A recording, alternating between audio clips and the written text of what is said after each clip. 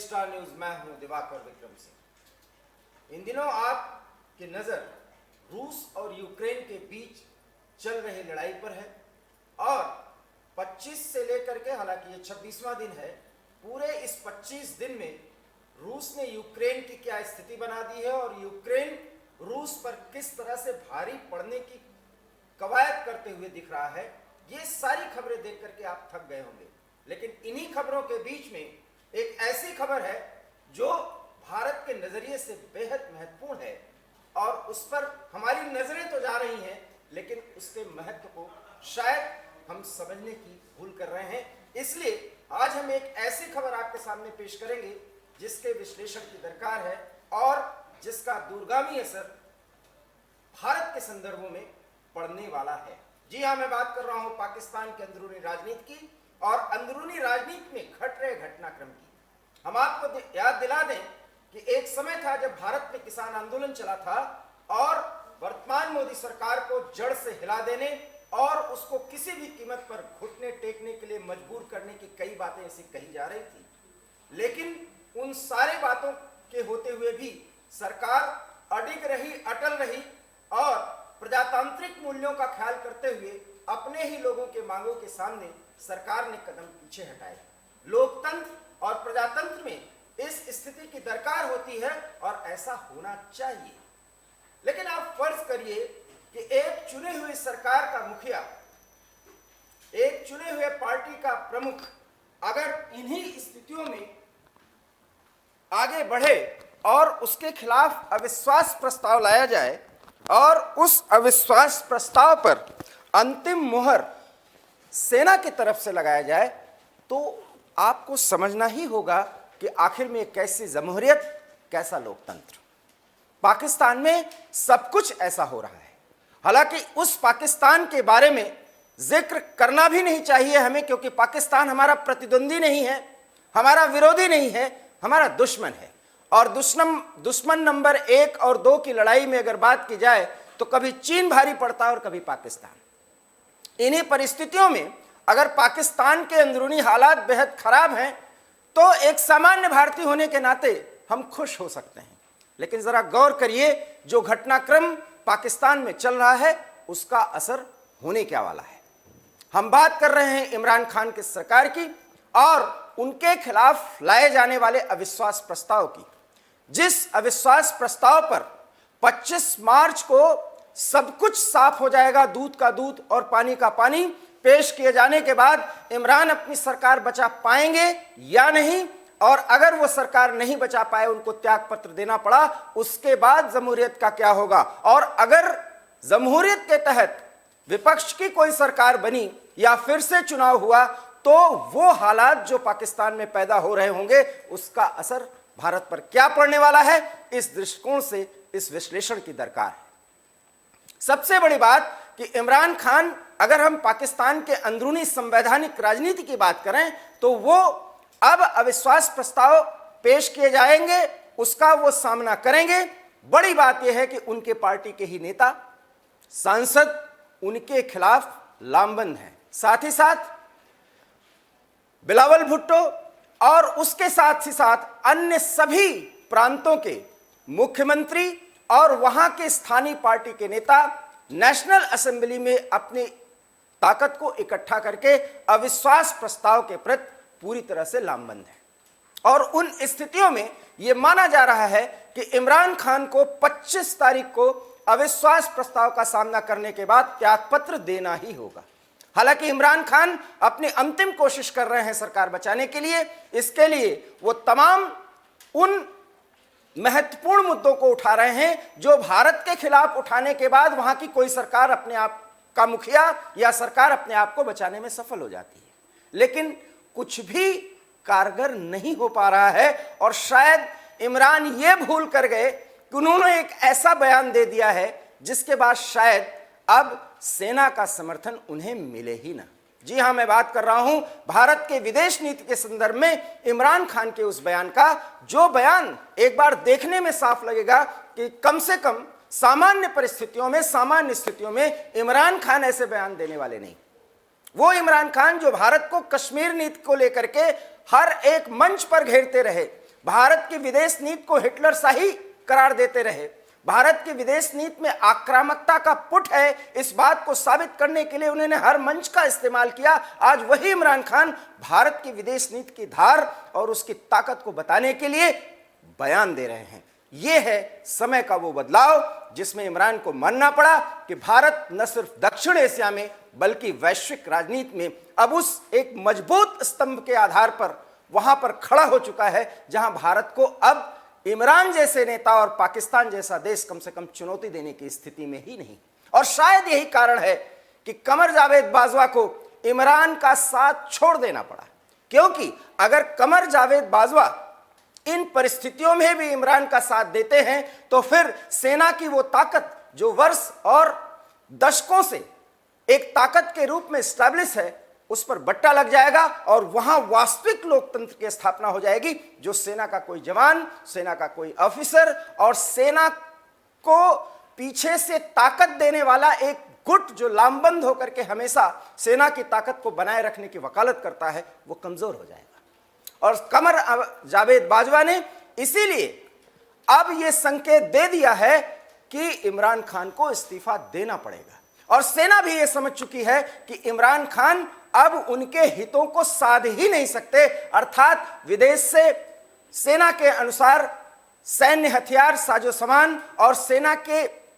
सुख सुविधा के लिए तमाम वो बिल्स जो वो नेशनल असेंबली में ला सकते हैं, उस पर पारित करवा सकते हैं बिल को, उस स्थिति में अब इमरान खान नहीं रह गए। लेकिन जरा इमरान खान के उस बयान पर गौर करिए जिसमें उन्होंने कहा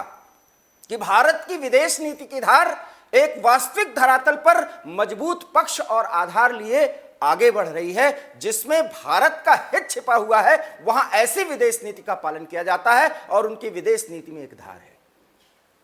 अमेरिका के तमाम प्रतिबंधों के बावजूद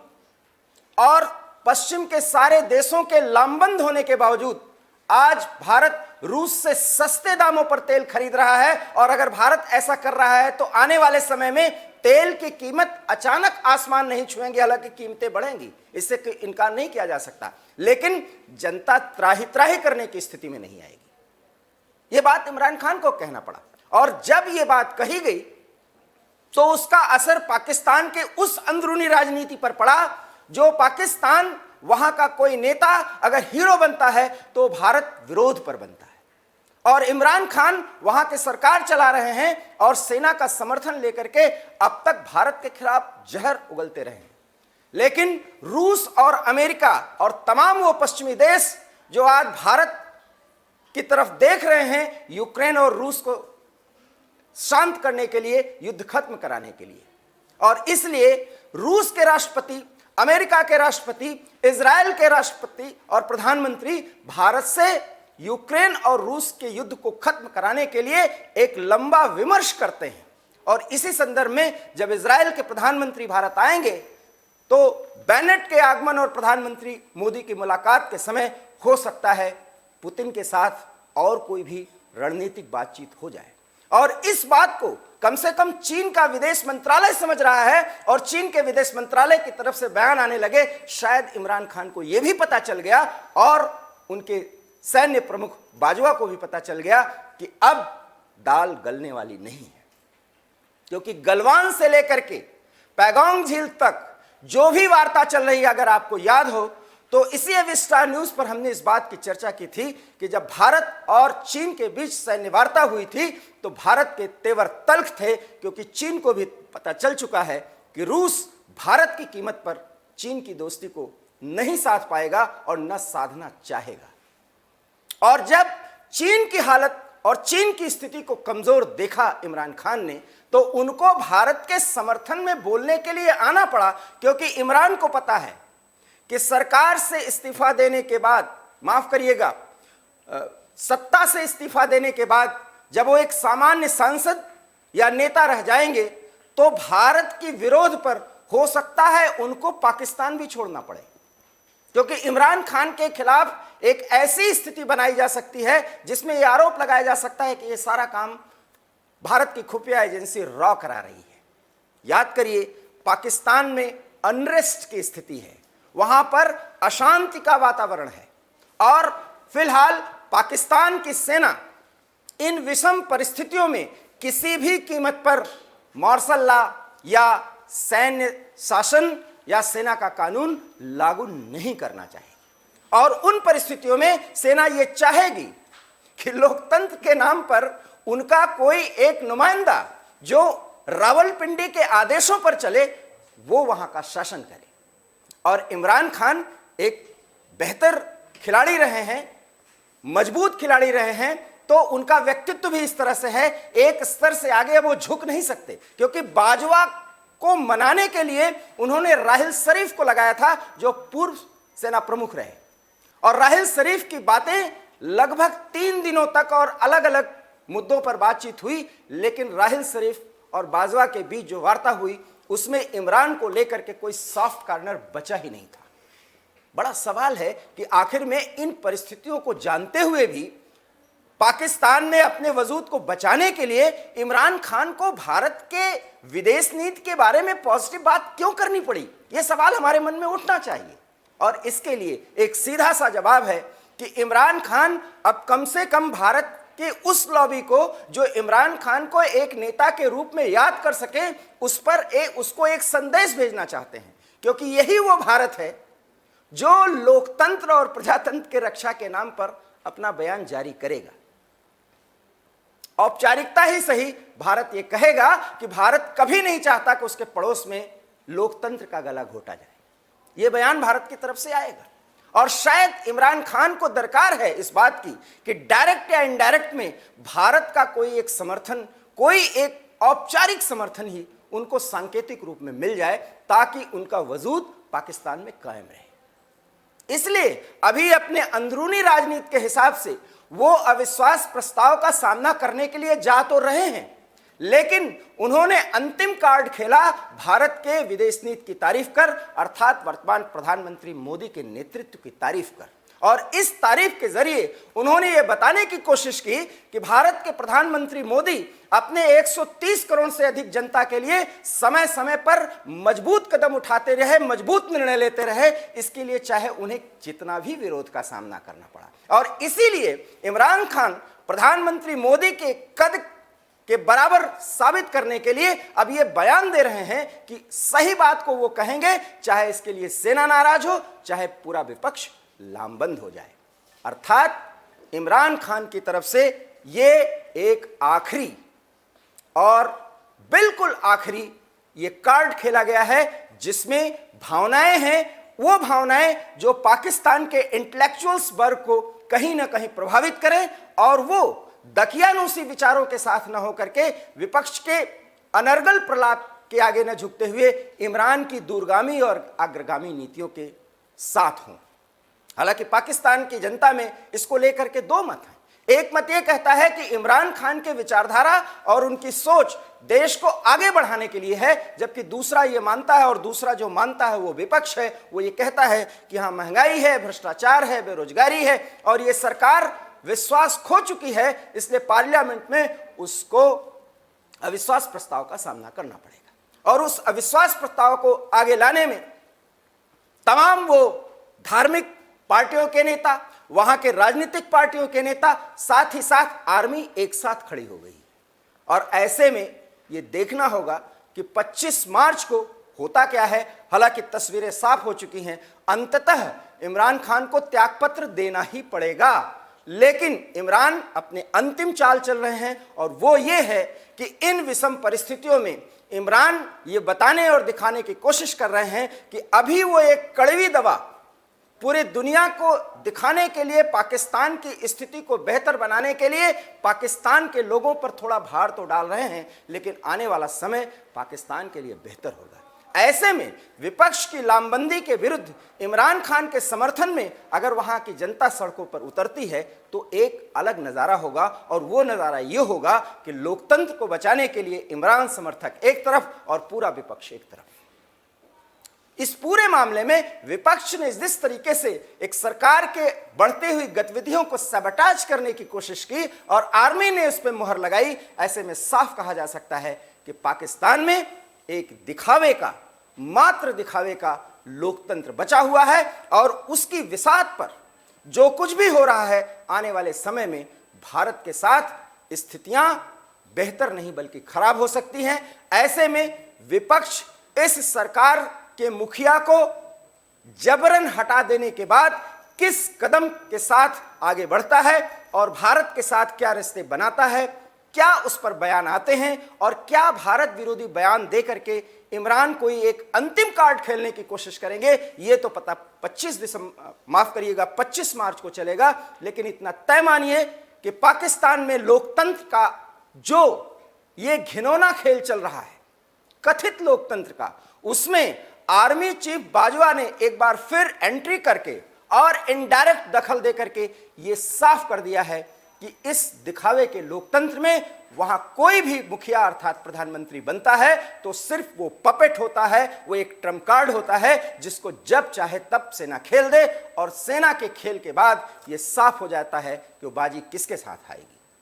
बहरहाल इन परिस्थितियों में पाकिस्तान की सेना किसी भी कीमत पर सत्ता पर कब्जा करने नहीं जा रही है। ऐसे में अगर इमरान खान इस्तीफा देते हैं तो ये देखना होगा कि वैकल्पिक सरकार इमरान खान की पार्टी का ही कोई नेता बनाता है या कोई एक मिलीजुली सरकार का कार्यवाहक प्रधानमंत्री बनता है या सेना के इशारे पर कोई ऐसा व्यक्ति प्रधानमंत्री बनता है जो भारत के खिलाफ कट्टर और तल्ख रुख रखता हो और साथ ही साथ पाकिस्तान के लिए इस्लामिक देशों से वो फंड भी इकट्ठा कर सकता हो, क्योंकि पाकिस्तान की माली हालत इन दिनों बेहद खराब हो चुकी है। ऐसे में अगर आपको 25 मार्च का इंतजार है तो आप कहीं से भी इंतजार अब मत करिए। इतना जानिए कि इमरान खान भी अब इतिहास के एक पन्ने के रूप में पाकिस्तान की राजनीति में जाने वाले हैं और आने वाला कोई भी नया व्यक्ति भारत के लिए फिलहाल बड़ी सिरदर्दी साबित नहीं होगा या अपने को साबित नहीं कर पाएगा, क्योंकि भारत कम से कम पाकिस्तान के अपने दायरे के बहुत आगे निकल चुका है। क्योंकि भारत की एंट्री फिलहाल इस समय वैश्विक अशांति को खत्म करने के लिए और शांति कायम करने के लिए एक बड़े देश के रूप में वो पूरी दुनिया के सामने उसका नाम लिया जा रहा है, उसकी गिनती हो रही है। और ऐसे में पाकिस्तान का कोई भी अगला प्रधानमंत्री क्या करता है और भारत के प्रति क्या नीति अख्तियार करता है, ये आने वाला समय बताएगा। क्या होगी वो स्थिति, एवी स्टार न्यूज आपके साथ जरूर चर्चा करेगा। इसके लिए आप देखते रहिए एवी स्टार न्यूज। फिलहाल मुझे दीजिए इजाजत, नमस्कार।